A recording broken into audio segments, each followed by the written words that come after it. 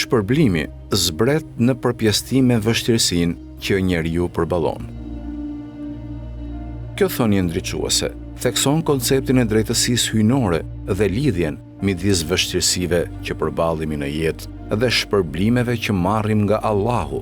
Për të kuptuar thellësinë dhe rëndësinë e kësaj thënie, le të kthehemi te Kurani për udhëzim.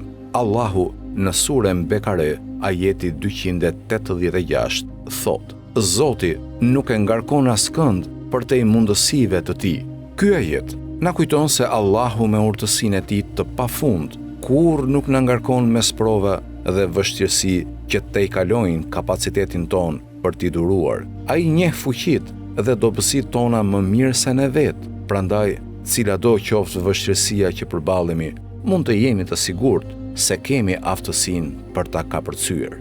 Për më tepër, në surën Ankabut, ajeti 2, Allahu thotë: A mendon njeriu se thotë, ne besojmë dhe nuk do të sprovohet? Ky ajet nënvizon pashmangshmërinë e sprovave dhe testimeve në jetën e besimtarit. Ai na kujton se besimi nuk është thjesht një deklarat, por një udhëtim që përfshin sfida dhe vështirësi. Përmes këtyre sprovave, besimi ynë testohet dhe forcohet dhe në fund shpërblimi ynë përcaktohet. Tani, le të reflektojmë mbi mesazhin ndriçues të kësaj thënie. Imam Aliu, i njohur për dijen dhe mençurinë e tij të madhe, na mëson se shpërblimi që marrim nga Allahu është drejt për drejt proporcional me vështirësitë që duron një njeri.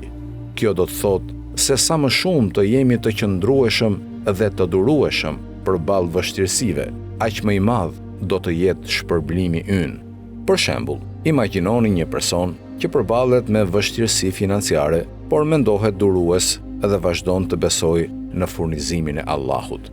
Ai mund të përjetojë momente dyshimi dhe shqetësimi, por besimi i tij i palëkundur dhe mbështetjat e mëshira e Allahut do ta udhëzojnë drejt mjeteve të ligjshme për furnizim dhe lutjeve të sinqerta. Në këtë rast, shpërblimi i tij nuk do të jetë vetëm stabilitet financiar, por edhe forcimi i besimit, zhvillimi i durimit dhe thellimi i lidhjes me Allahun. Në mënyrë të ngjashme, mendojmë për një person që përballet me dhimbje emocionale ose fizike, si humbja e një të dashuri ose një sëmundje kronike. Pavarësisht vuajtjeve, ai kthehet tek Allahu në lutje dhe gjen ngushëllim në fjalët e tij. Shpërblimi i tij mund të shfaqet në formën e paqes së brendshme, rritjes së dëmshurisë ndaj të tjerëve dhe dijes se dhimbja e tij nuk shkon kot, por shërben si mjet pastrimi dhe ngritje në sytë e Allahut.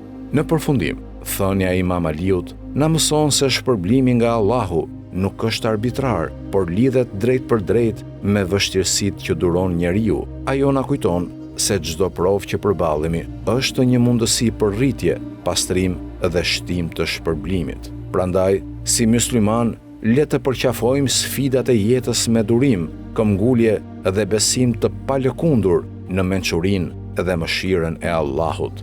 Allahu le të na jap forcën për të duruar vështirësitë tona dhe të na shpërblejë me bekime të shumta në këtë jetë dhe në jetën tjetër.